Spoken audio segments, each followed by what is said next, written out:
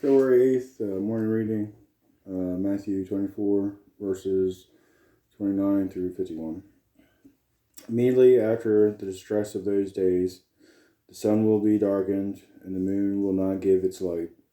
The stars will fall from the sky, and the heavenly bodies will be shaken. Then will appear the sign of the Son of Man in heaven, and then all the peoples of the earth will mourn when they see the Son of Man coming on the clouds of heaven with power and great glory.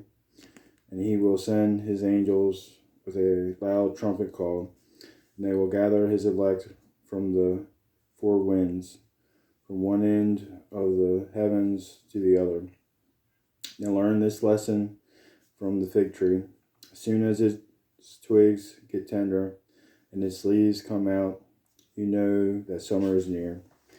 Even you, when you see all these things, you know that it is near, right at the door. Truly I tell you, this generation will certainly not pass away until all these things have happened. Heaven and earth will pass away, but my words will never pass away. The day and the hour are known, but about that day or hour no one knows, not even the angels in heaven, nor the Son, but only the Father.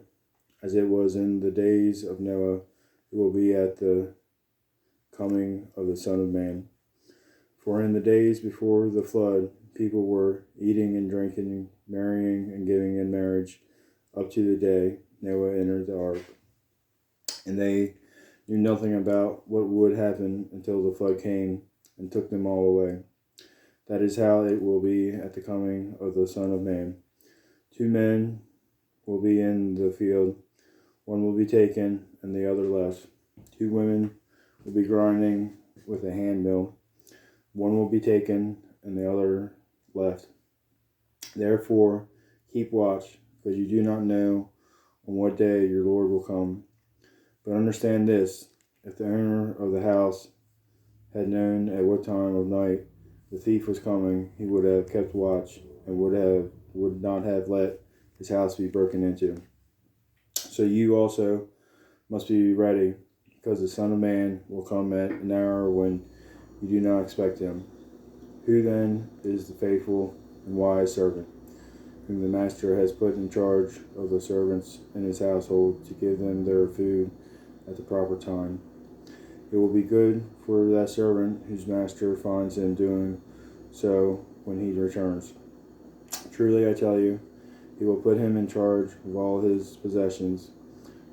But suppose that servant is wicked and says to himself, my master is staying away a long time, and he then begins to beat his fellow servants and eat and drink with drunkards.